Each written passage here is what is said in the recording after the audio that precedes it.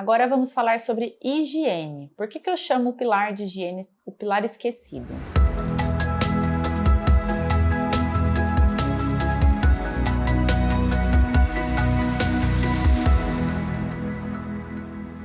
Vocês vão ver por que ele é esquecível. Vamos falar sobre os cuidados com a pele do bebê, cuidados com a boca, cuidados com o coto umbilical, banho, higiene íntima, troca de fraldas, tá? Por que é um pilar esquecido a higiene? Então vou perguntar para vocês. Vocês costumam fazer pelo menos 3 escovações dos dentes por dia com uso de fio dental? Então se vocês fazem, ótimo, vocês já estão além de muito da população brasileira, mas pergunta talvez para os maridos que trabalhem fora se eles escovam o dente depois do almoço, se eles levam escova para o almoço, tem esse hábito de escovar o dente. Então assim, a gente vê que muitas vezes até gente que tem grau de instrução não tem aí hábitos adequados de higiene.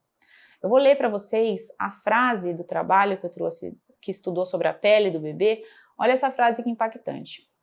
Eles escrevem assim, logo no começo do trabalho: os cuidados com a pele do bebê são indiscutivelmente uma área da maternidade considerada de prioridade relativamente menor em comparação com os cuidados de pré-natal e os cuidados intraparto. A higiene, ela acabava não tendo a devida atenção. E por que vem ganhando atenção a higiene da pele, em especial nesses últimos anos? Por conta das alergias alimentares. Acabamos de falar que as crianças vêm tendo muita alergia alimentar com manifestação na pele. Então começou-se a estudar muito o que a gente tem para fazer para diminuir essas alergias. Bom, a gente sabe que a pele do bebê ela é mais fina, ela é uma pele imatura. Bebês que são prematuros, às vezes eles nascem com a pele nem formada. A última camada na nossa pele, ela chama epiderme. Ela vai ser formada na 34ª semana. Então, bebês que nascem antes disso não têm nem a pele totalmente íntegra. Por isso que é muito comum a gente ter que agasalhar esses bebês de forma importante, principalmente esses prematuros, porque a pele ela é importante para a gente segurar o calor e segurar a água.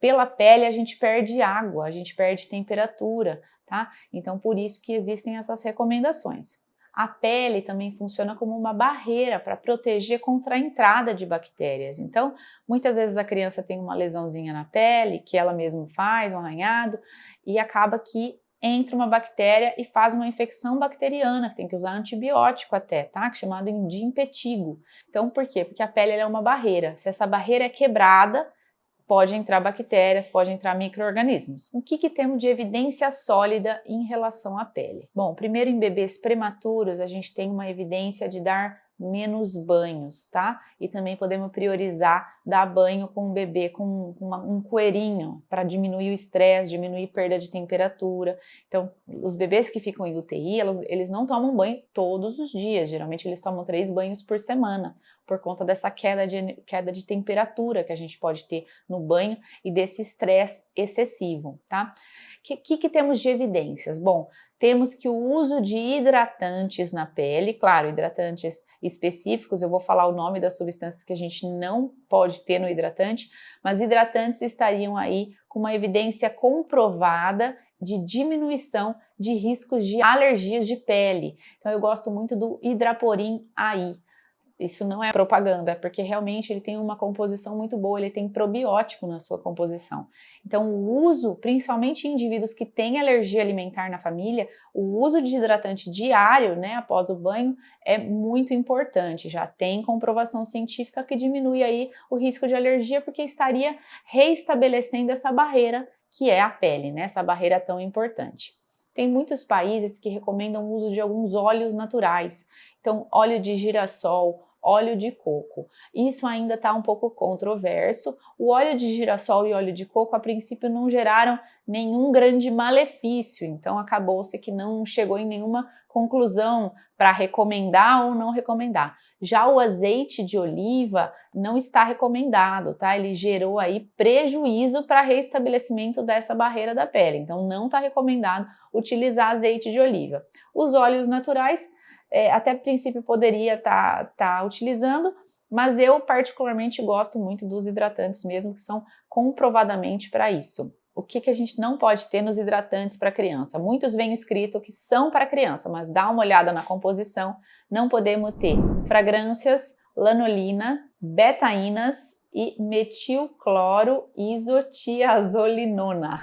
Vamos deixar escrito aqui para vocês. Bom, outra recomendação já com evidência científica comprovada é atrasar o primeiro banho em 12 a 24 horas. O bebê, vocês já devem ter reparado que ele nasce com uma camada bem branca ao redor do corpinho dele, é chamada de vernix. Esse vernix protege o bebê quando ele está dentro do útero, protege do líquido amniótico, de lesões pelo líquido amniótico. E quando ele nasce, nas primeiras horas, ele acaba protegendo o bebê de perda de temperatura.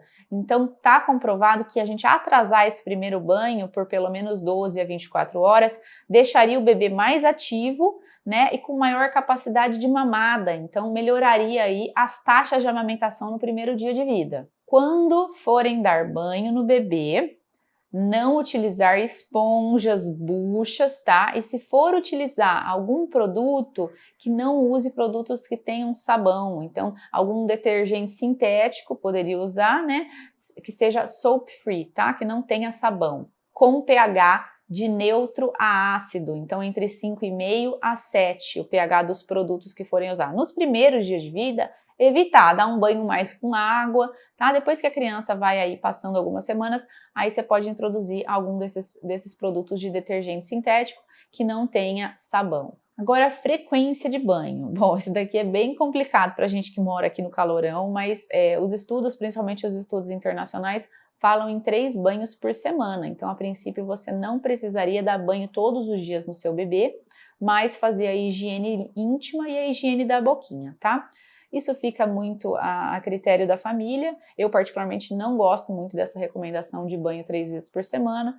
Eu acho importante tomar banho todos os dias, sim. Agora, se vocês forem dar mais de um banho por dia em regiões que esteja muito calor, só um dos banhos utilizar aí o detergente sintético. Nos outros, só um banho de água, tá? Só para refrescar. Qual que é a temperatura ideal do banho na banheirinha? Então, existem termômetros de banheirinha. Temperatura ideal é a temperatura do corpo, entre 36 a 37, tá? Evitar lugares com muita circulação de ar, principalmente bebês pequenos, evitar que caia água na boca, no nariz, na orelhinha. Em dias muito frios, evitar banhos muito prolongados, porque a criança perde temperatura no banho. Por isso que o banho, às vezes, é um momento de estresse para algumas crianças.